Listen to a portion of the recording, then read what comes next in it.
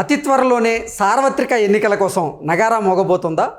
దీనికోసం కేంద్ర ఎన్నికల సంఘం అంతా సిద్ధం చేసిందా అంటే అవుననే సమాధానం ఇస్తున్నారు కొంతమంది రాజకీయ విశ్లేషకులు. ఇక ఇదే అంశానికి సంబంధించి మనతో మాట్లాడేందుకు ప్రముఖ రాజకీయ విశ్లేషకులు, ప్రముఖ సీనియర్ జర్నలిస్ట్ సిఎస్ రావు గారు మనతో ఉన్నారు. సార్తో మాట్లాడు. Sir hi sir. Hello Krishna. Sir, సార్వత్రిక ఎన్నికలు దగ్గర పడుతున్న నేపథ్యంలో సార్వత్రిక ఎన్నికల నోటిఫికేషన్కి నగారా మోగేందుకు సిద్ధమైందని, దానికోసం ఇప్పటికే కేంద్ర ఎన్నికల సంఘం అంతా సిద్ధం చేసింది అంటూ కూడా ఒక వార్త ఇప్పుడు సోషల్ మీడియాలో చక్కర్లు కొడుతూ ఉంది. ఈ నెల 20వ తేదీ నుంచే నోటిఫికేషన్ వచ్చే అవకాశం ఉంది అంటూ కూడా ఒక వార్త ఇప్పుడు సోషల్ మీడియాలో చక్కర్లు కొడుతూ ఉంది. సార్, ఏంటి నిజంగానే ఎన్నికల నోటిఫికేషన్ ఈ నెల 20వ తేదీ వచ్చే అవకాశం ఉందా? దానికోసం ఎన్నికల సంఘం అంతా సిద్ధం చేసిందా అంటే ఏం చెప్తారు? ఒకటి ఏంటంటే 20వ తారీఖున ఎన్నికల షెడ్యూల్ విడుదల కాబోతుంది అనేది ఢిల్లీ నుంచి వస్తున్నటువంటి సమాచారం. సో ఏ క్షణమైనా కానీ రెడీగా ఉండాలి, ఏ క్షణమైనా కానీ ఎన్నికల షెడ్యూల్ విడుదలయ్యేటువంటి అవకాశం ఉంది అనేది. సో ఎన్నికల షెడ్యూల్ విడుదల చేయడానికి 20వ తారీఖు ఎన్నికల కమిషన్, కేంద్ర ఎన్నికల కమిషన్ సిద్ధమైంది అనేది కూడా ఇంకోటి మనకు తెలుస్తూ ఉంది. ఎందుకు దీని ప్రస్తావన వచ్చిందంటే, ఆల్రెడీ ఢిల్లీలో జరుగుతున్న హడావుడిని మనం గమనిస్తే, అటు ప్రాంతీయ పార్టీల హడావుడి కానీ, లేదంటే కేంద్రంలో ఉన్నటువంటి బీజేపీ హడావుడి కానీ, కాంగ్రెస్ పార్టీ హడావుడి కానీ చూస్తుంటే కనుక ఎన్నికల షెడ్యూల్ మరో కొన్ని రోజుల్లోనే రాబోతుందని చెప్పి మనం అంచనా వేయచ్చు. సో ఎన్నికల కమిషన్, కేంద్ర ఎన్నికల కమిషన్ వర్గాల నుంచి అందుతున్న సమాచారం ప్రకారం 20వ తారీఖున షెడ్యూల్ రాబోతుంది అనేది మాత్రం టెంటేటివ్గా తెలుస్తుంది. ఇదొక ఎత్తు. ఇక పార్లమెంటు సంబంధించి, పార్లమెంట్లో నరేంద్ర మోడీ ఇచ్చినటువంటి స్పీచ్ని కనుక చూస్తే, లోక్సభలో కానీ రాజ్యసభలో కానీ ఆయన సుదీర్ఘమైనటువంటి ప్రసంగం ఇచ్చారు. లోక్సభలో అయితే 1:20 పాటు సుదీర్ఘమైనటువంటి ప్రసంగం ఇవ్వడం జరిగింది. సరే, రాజ్యసభలో కొంతమేరకు తగ్గించారు. ఆయన ప్రసంగాన్ని కనుక చూస్తే ఎక్కడా కూడా విధానపరమైనటువంటి అంశాల మీద మాట్లాడాల. మొత్తం రాజకీయ ప్రసంగం కంప్లీట్. ఉభయ సభలు రెండింటిలో కూడా కంప్లీట్, పెద్దల సభలో కానీ లోక్సభలో కానీ కంప్లీట్ రాజకీయపరమైనటువంటి ఒక ప్రసంగమే ఇచ్చేశారు. అంటే అసలు ఆయన ఎన్నికల శంఖారావాన్ని లోక్సభలో రాజ్యసభలో ప్రారంభించారని చెప్పి చెప్పచ్చు. అది ఎన్నికల స్పీచ్ లాగా ఉంది తప్పితే అక్కడ విధానపరమైన అంశాలు ఎక్కడా కూడా ప్రస్తావనకు రాలేదు. వాస్తవంగా కాంగ్రెస్ పార్టీ కానీ, లేదంటే ఇండియా కూటమిలో ఉన్నటువంటి భాగస్వామ్య పక్షాలు కానీ ఏమనుకున్నాయంటే, మణిపూర్ సంఘటనకు సంబంధించినటువంటి అంశాన్ని ప్రస్తావిస్తారేమో, పెరిగిపోయినటువంటి ధరలకు సంబంధించినటువంటి అంశాన్ని ప్రస్తావిస్తారేమో అని చెప్పి వాళ్ళు అనుకున్నారు. కానీ అసలు అవకాశం రాకుండా నేరుగా కాంగ్రెస్ పార్టీ మీద, నెహ్రూ మీద, ఇందిరాగాంధీ మీద ప్రస్తావించుకుంటూ వచ్చి కాంగ్రెస్ పార్టీ మీద ఎదురుదాడి దిగారు. ఈసారి కాంగ్రెస్ పార్టీ పతనం తప్పదు. అసలు గతం కంటే కూడా ఈసారి మొత్తం కాంగ్రెస్ పార్టీ పతనం అయ్యేటువంటి అవకాశం ఉంది.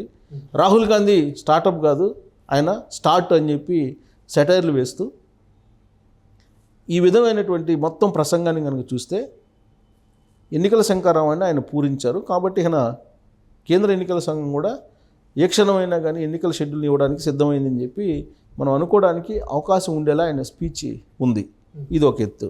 రెండేంటంటే, ఇప్పటి వరకు కూడా ప్రాంతీయ పార్టీలు కానీ, ఎన్డీఏ కూటమికి సంబంధించినటువంటి అంశాలను కానీ ఎక్కడ కూడా పెద్ద సీరియస్గా పట్టించుకోలేదు.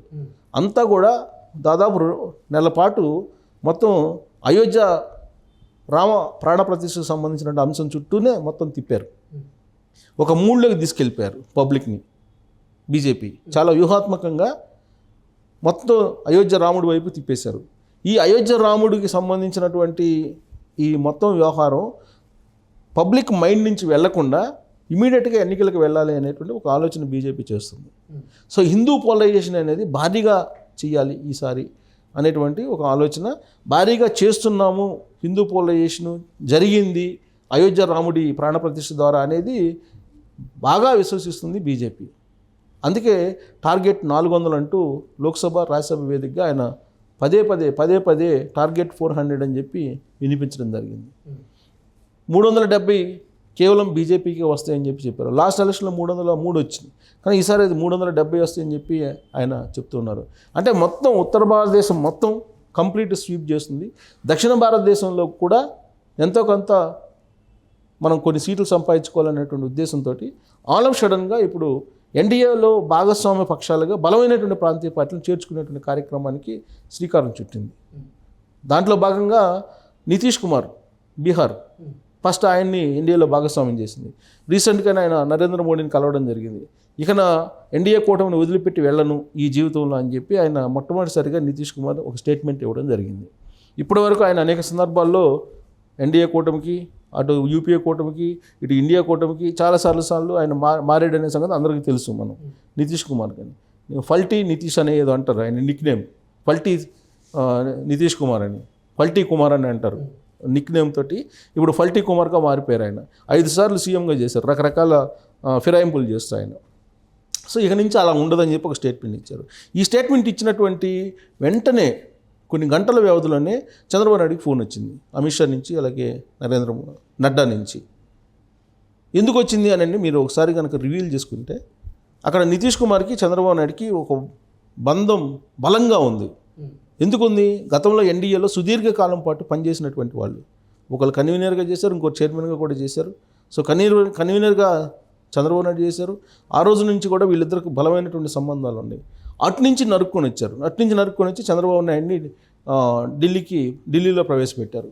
సో చంద్రబాబు నాయుడు ఢిల్లీ లేరా, లేదంటే ఢిల్లీ బీజేపీ పెద్దలు చంద్రబాబు నాయుడిని పిలిచారా అనేటువంటి సందేహం చాలామందిలో ఉంది. కానీ నాకున్న పక్కా సమాచారం ప్రకారం ఢిల్లీ బీజేపీ పెద్దలే చంద్రబాబు నాయుడిని ఫోన్ చేసి పిలిపించారు. ఇప్పుడు సీట్ల షేరింగ్ విషయంలో కూడా చంద్రబాబు నాయుడు ఏదైతే అనుకుంటున్నారో అంతవరకే ఇస్తారు. బీజేపీ డిమాండ్ చేసినట్టు ఇవ్వరు, ఇచ్చే అవకాశం లేదు. ఒకవేళ ఆ విధంగా ఇస్తే కనుక బీజేపీకి సరెండర్ అయినట్టే చంద్రబాబు నాయుడు అనేది ఒకటి తెలుగుదేశం పార్టీ వర్గాల్లో వినిపిస్తుంది. ఇదంతా కూడా నితీష్ నడిపినటువంటి ఒక రాజకీయపరమైనటువంటి వ్యూహం. సో వేగంగా రాజకీయ పరిణామాలు మారిపోతున్నాయి కాబట్టి జగన్మోహన్ రెడ్డిలో కూడా హైరన్న మొదలైంది. అందుకే హడావుడిగా ఆయన ఢిల్లీ వెళ్తూ ఉన్నారు. సో ఈ పరిణామాలన్నింటినీ కనుక చూస్తూ ఉంటే ఎన్డీఏ కూటమిలో బలమైనటువంటి పక్షాలు ఉండాలి, బలమైనటువంటి ప్రాంతీయ పార్టీలు ఉండాలి అనేటువంటి ఒక నిర్ణయం తీసుకుంది. ఎందుకంటే సమీప భవిష్యత్తులో ఎన్నికలు ఉన్నాయి కాబట్టి, ఏ రోజైనా షెడ్యూల్ వస్తుంది అనేటువంటి ఉద్దేశంతో at the same time India కూటమిలో ఉన్నటువంటి ప్రధానమైనటువంటి పక్షాలని లాగేసుకోగలిగింది. ఆర్ఎల్డి, ఉత్తరప్రదేశ్ సంబంధించినటువంటి ఆ పార్టీలో ఆ రాష్ట్రంలో ఉన్నటువంటి పార్టీ ఆర్ఎల్డి ఇండియా కూటమిలో ఉంది. దాన్ని కూడా లాగేసుకుని బీజేపీ ఎన్డీఏ భాగస్వామ్యం చేసుకుంది. సో కాబట్టి బలమైనటువంటి పార్టీలను లాక్కోవడంతో పాటు ఇండియా కూటమిలో ఉన్నటువంటి బలమైన పార్టీలని ఆ కూటమికి దూరం చేయగలిగింది. మమతా బెనర్జీ, ఆమె ఇండియా కూటమికి దూరం అయిపోయింది. ఎన్సీపీ అసలు 2గా చీలిపోయింది. శివసేన 2గా చీలిపోయింది. కాబట్టి ఇదే సరైనటువంటి సమయం అని భావించి ఇప్పుడు ఎన్నికల షెడ్యూల్ని హడావుడిగా తీసుకొచ్చే ప్రయత్నం చేస్తున్నారు. దానికి గల ఇంకొక కారణం కూడా ఉంది.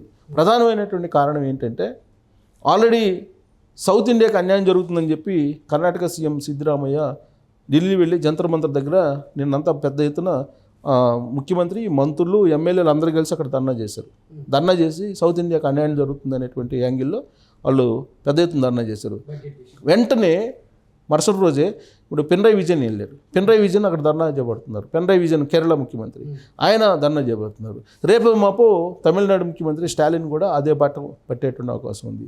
అంటే దాని అర్థమైంది, కాంగ్రెస్ పార్టీ సౌత్ అనేటువంటి ఫీలింగ్ని తీసుకొస్తుంది, సౌత్ ఇండియాకి అన్యాయం జరుగుతుంది అనేటువంటి ఫీలింగ్ని తీసుకొచ్చి సౌత్ ఇండియాలో కాంగ్రెస్ పార్టీ బలపడేటువంటి ప్రయత్నం చేస్తుంది అనేటువంటి సంకేతాలని బీజేపీ అందుకుంది. ఇమీడియట్గా చంద్రబాబు నాయుడిని ఆకర్షించారు వాళ్ళు. ఇదొక ఎత్తు.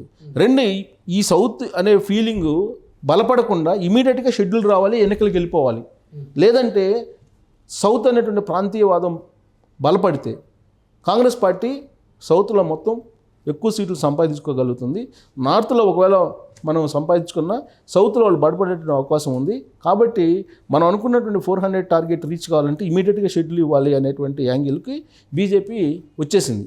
దాంతో 20వ తారీఖున షెడ్యూల్ రాబోతుంది అని చెప్పి తెలుస్తుంది. 20వ తారీఖున షెడ్యూల్ వచ్చే అవకాశం ఉంది. ఈలోపుగా ఆయా రాష్ట్రాల్లో ఉండేటువంటి ఓటర్ల లిస్టులు అవన్నీ కూడా ఫైనల్ అయిపోయినాయి. బట్ ఆంధ్రప్రదేశ్లో మాత్రం ఈ ఓటర్ల లిస్టు, దొంగ ఓట్ల వ్యవహారం అయితే ఇంకా నడుస్తూ ఉంది. దానికి మరి ఏ విధమైన చెక్ పెడతారు అనేది మనం చూడాలి. ఎందుకంటే రాబోయేటువంటి రోజుల్లో ఇప్పుడు చీఫ్ సెక్రటరీ కానీ లేదంటే డీజీపీ కానీ వీళ్ళందరూ మారిపోయేటువంటి అవకాశం ఉంది. ఎన్నికల షెడ్యూల్ రాగానే ఇమీడియట్గా జరిగేది ఏంటంటే ఆంధ్రప్రదేశ్లో అక్కడ చీఫ్ సెక్రటరీగా జవహర్ ఉండరు, డీజీపీగా ఆయన ఉండరు, డీజీపీగా ఇప్పుడు ఉన్నటువంటి ఆయన కూడా కడప జిల్లాకి ఆయనే. సో వాళ్ళందరూ ట్రాన్స్ఫర్ అయ్యేటువంటి అవకాశం ఉంది. సో వాళ్ళు ట్రాన్స్ఫర్ అయిన తర్వాత ఆటోమేటిక్గా మిగిలినటువంటి స్థానాల్లో ఉండేటువంటి వాళ్ళు కూడా ట్రాన్స్ఫర్ అయిపోయేటువంటి అవకాశం ఉంది. ఇప్పటికే ఎన్నికల కమిషన్ ఒక అవగాహనతో ఉంది ఆంధ్రప్రదేశ్ మీద కూడా. కాబట్టి 20వ తారీఖు తర్వాత పరిణామాలు చాలా వేగంగా మారుతుంది. ఆ రోజు ఎన్నికల షెడ్యూల్ వచ్చేటువంటి అవకాశం ఉంది. అంత తొందరగా ఎన్నికల షెడ్యూల్ రావడానికి కారణాలు నేను చాలా అనేక అంశాలు చెప్పాను, రివ్యూ చేశాను. దాని కారణంగా ఇమీడియట్గా ఏ క్షణంలోనైనా ఇంకా ముందే వచ్చే అవకాశం కూడా లేకపోలేదు.